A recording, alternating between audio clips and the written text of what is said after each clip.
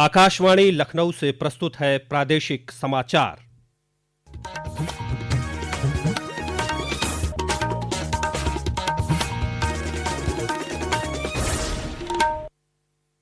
मुख्य समाचार।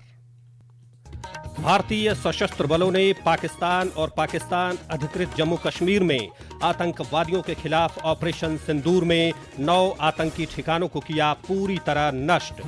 प्रधानमंत्री नरेंद्र मोदी ने राष्ट्रपति द्रौपदी मुर्मू और कैबिनेट को ऑपरेशन के बारे में दी जानकारी। रक्षा मंत्री राजनाथ सिंह ने भारतीय सशस्त्र बलों की वीरता और साहस को सराहा।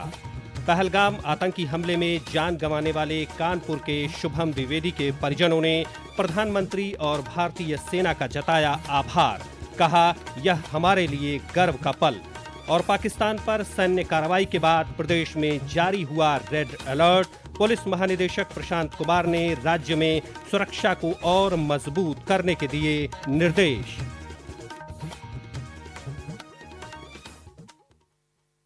नमस्कार, प्रदेश के समाचारों के साथ मैं राघवेंद्र त्रिपाठी। और अब समाचार विस्तार से।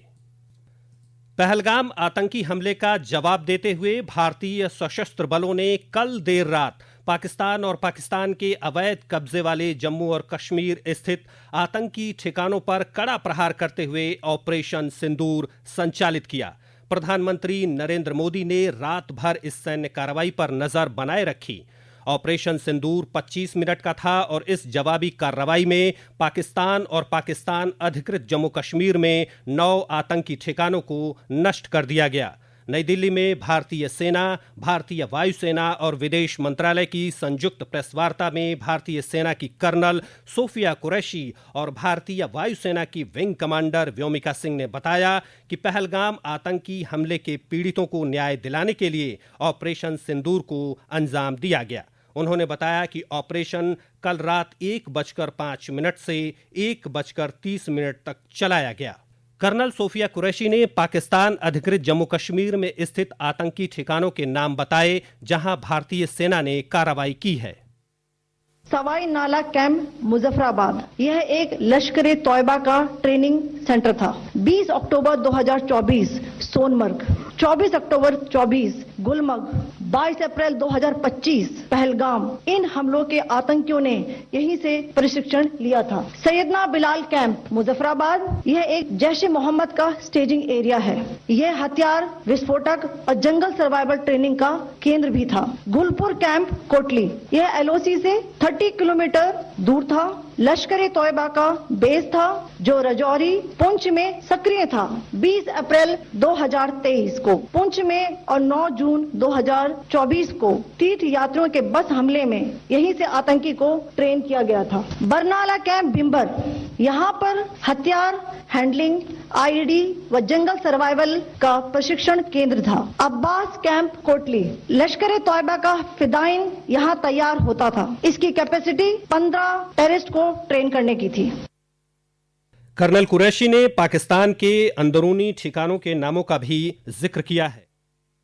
सर्जल कैंप सियालकोट, यह अंतर्राष्ट्रीय सीमा से 6 किलोमीटर की दूरी पर है। मार्च 2025 में जम्मू एंड कश्मीर पुलिस के 4 जवानों की जो हत्या की गई थी, उन आतंकवादियों को इसी जगह पर ट्रेन किया गया था। दूसरा, महमूना जाया कैंप सियालकोट, यह 18 से 12 किलोमीटर आईबी से दूर था। हिजबुल मुजाहिदीन का बहुत बड़ा कैंप था। ये कठुआ जम्मू क्षेत्र में आतंक फैलाने का नियंत्रण केंद्र था। पठानकोट एयरफोर्स बेस पर किया गया हमला भी इसी कैंप से प्लान और डायरेक्ट किया गया था। मरकज ताइबा मुरीद के 2008 के मुंबई हमले के आतंकी भी यहीं से प्रशिक्षित हुए थे। अजमल कसब व डेविड हेडली भी यहाँ ट्रेन हुए थे। विदेश सचिव विक्रम मिस्री ने कहा कि पहलगाम आतंकी हमले की जांच से पाकिस्तान के आतंकियों से संबंधों का पर्दाफाश हुआ है। पहलगाम आतंकवादी हमले की जांच से पाकिस्तान के साथ आतंकवादियों के संपर्क उजागर हुए हैं। रेजिस्टेंस फ्रंट द्वारा किए गए दावे और लश्कर ए तैयबा से ज्ञात सोशल मीडिया हैंडल द्वारा इसको रीपोस्ट किया जाना इसकी पुष्टि करता है। चश्मदीद गवाहों और विभिन्न जांच एजेंसियों को उपलब्ध अन्य सूचनाओं के आधार पर हमलावरों की पहचान भी हुई है। प्रधानमंत्री मोदी ने ऑपरेशन सिंदूर के बाद कहा कि भारतीय सेना ने सफलतापूर्वक इस कार्रवाई को अंजाम दिया है। प्रधानमंत्री ने ऑपरेशन सिंदूर के लिए सशस्त्र बलों की सराहना की। इसी बीच उन्होंने राष्ट्रपति द्रौपदी मुर्मू और कैबिनेट को ऑपरेशन के बारे में जानकारी दी। रक्षा मंत्री राजनाथ सिंह ने ऑपरेशन सिंदूर पर कहा कि भारतीय सशस्त्र बलों ने वीरता और साहस का परिचय देकर इतिहास रच दिया है। उन्होंने कहा कि सशस्त्र बलों ने ऑपरेशन के दौरान सटीकता, सतर्कता और संवेदनशीलता के साथ काम किया और योजनाबद्ध रणनीति के अनुसार निर्धारित लक्ष्य को नष्ट कर दिया। प्रधानमंत्री श्री नरेंद्र मोदी के नेतृत्व में हमारी सेनाओं ने ऑपरेशन सिंदूर लॉन्च करके पहले की तरह ही इस बार भी आतंकियों को ट्रेनिंग देने वाले कैंप्स को तबाह करके करारा जवाब दिया है। भारत ने अपनी सरजमी पर हुए हमले का जवाब देने के लिए अपने राइट टू रेस्पॉन्ड का इस्तेमाल किया है और हमारी यह कार्रवाई बेहद सोच समझकर सधे हुए तरीके से की गई है। आतंकियों के हौसले पस्त करने के उद्देश्य से यह कार्रवाई महज उनके कैंप्स और इंफ्रास्ट्रक्चर तक ही सीमित रखी गई है। पाकिस्तान और पीओके में स्थित आतंकी ठिकानों पर भारतीय सेना के ऑपरेशन सिंदूर के तहत की गई कार्रवाई की भाजपा और उसके सहयोगी दलों के साथ विपक्षी दलों ने भी सराहना की है। एक रिपोर्ट।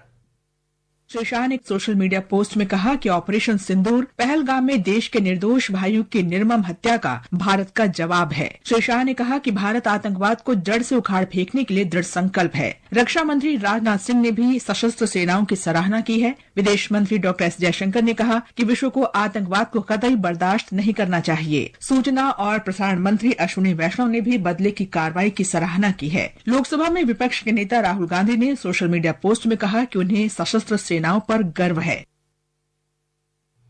केंद्रीय विदेश राज्य मंत्री कीर्तिवर्धन सिंह ने आज गोंडा में ऑपरेशन सिंदूर पर प्रतिक्रिया देते हुए कहा कि निर्दोष नागरिकों की हत्या करने वालों को सैन्य कार्रवाई के जरिए कड़ा संदेश दिया गया है।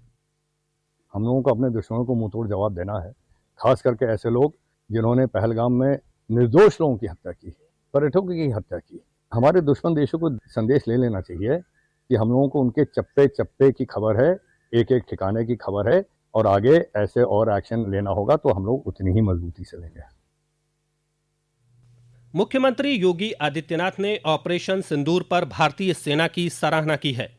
वहीं बहुजन समाज पार्टी की राष्ट्रीय अध्यक्ष मायावती ने अपने सोशल मीडिया पोस्ट में लिखा कि ऑपरेशन सिंदूर की कार्रवाई गौरवमय और सराहनीय है। समाजवादी पार्टी के अध्यक्ष अखिलेश यादव ने पराक्रमो विजयते लिखकर सेना की सराहना की। लखनऊ स्थित ऐशबाग ईदगाह के इमाम और all India Muslim personal law board के सदस्य खालिद रशीद फरंगी महली ने ऑपरेशन सिंदूर को वक्त की जरूरत बताया। उन्होंने कहा कि दहशतगर्दी और आतंकवाद को जड़ से उखाड़ फेंकने की जरूरत है। यह समाचार आप आकाशवाणी लखनऊ से सुन रहे हैं। ताजा समाचार जानने के लिए आप हमारी वेबसाइट newsonair.gov.in पर लॉग इन कर सकते हैं। इसके साथ ही आप प्रादेशिक समाचारों का ये बुलेटिन हमारे YouTube channel news on AIR Lucknow पर भी सुन सकते हैं।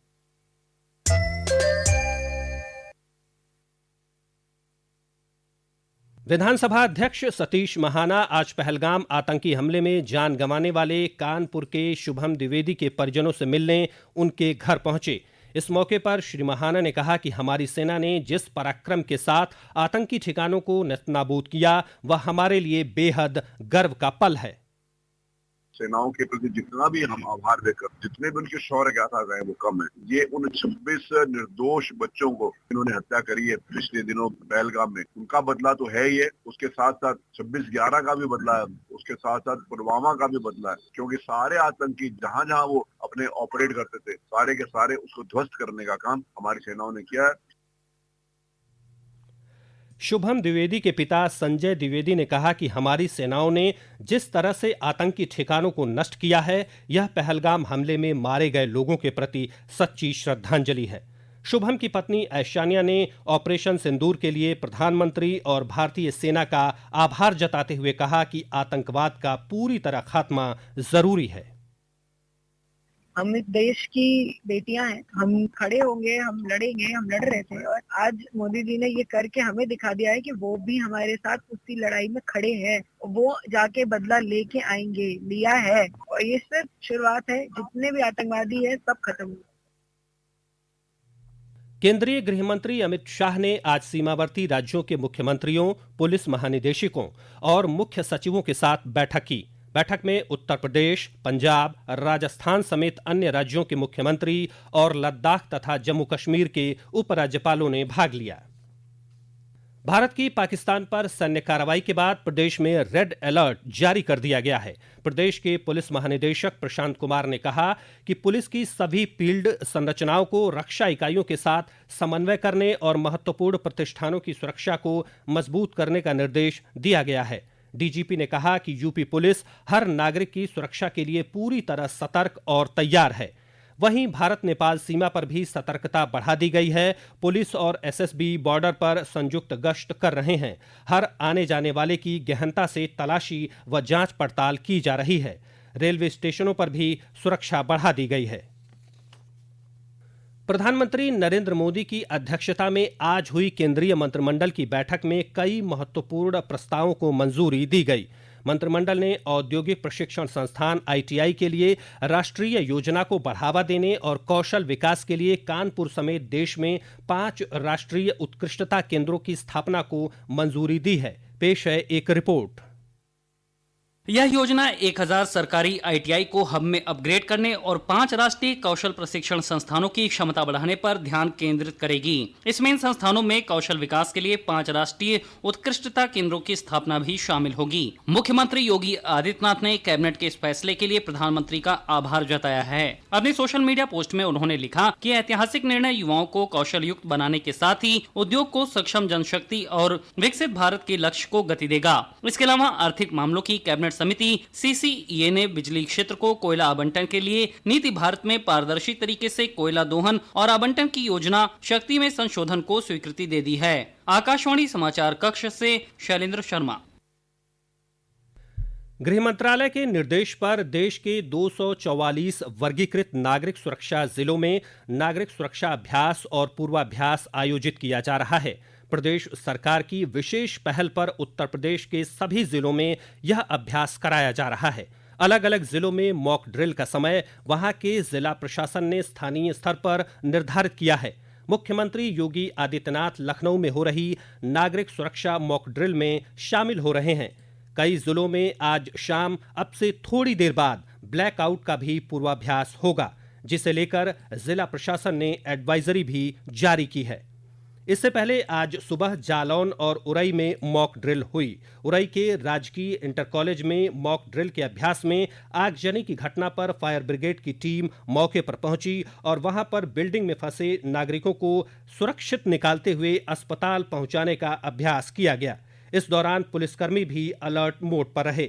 गाजियाबाद में नागरिक सुरक्षा और जिला प्रशासन ने संयुक्त रूप से जिले के 11 स्कूलों में व्यापक स्तर पर मॉक ड्रिल का आयोजन किया। इस दौरान छात्रों और नागरिकों को आपातकालीन स्थिति में सुरक्षा और बचाव के प्रभावी तरीकों से अवगत कराया गया।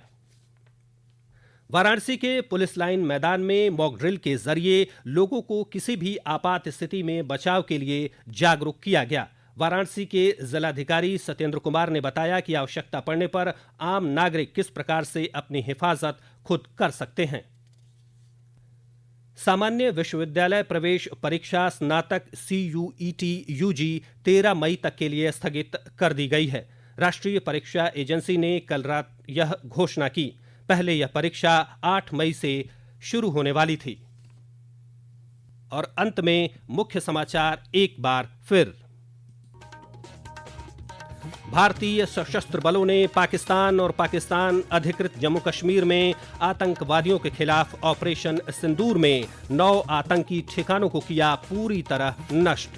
प्रधानमंत्री नरेंद्र मोदी ने राष्ट्रपति द्रौपदी मुर्मू और कैबिनेट को ऑपरेशन के बारे में दी जानकारी। रक्षा मंत्री राजनाथ सिंह ने भारतीय सशस्त्र बलों की वीरता और साहस को सराहा। पहलगाम आतंकी हमले में जान गंवाने वाले कानपुर के शुभम द्विवेदी के परिजनों ने प्रधानमंत्री और भारतीय सेना का जताया आभार। कहा, यह हमारे लिए गर्व का पल। और पाकिस्तान पर सैन्य कार्रवाई के बाद प्रदेश में जारी हुआ रेड अलर्ट। पुलिस महानिदेशक प्रशांत कुमार ने राज्य में सुरक्षा को और मजबूत करने के दिए निर्देश। इसी के साथ प्रादेशिक समाचारों का ये बुलेटिन समाप्त हुआ। अगला बुलेटिन रात 8 बजे FM पर प्रसारित किया जाएगा। नमस्कार।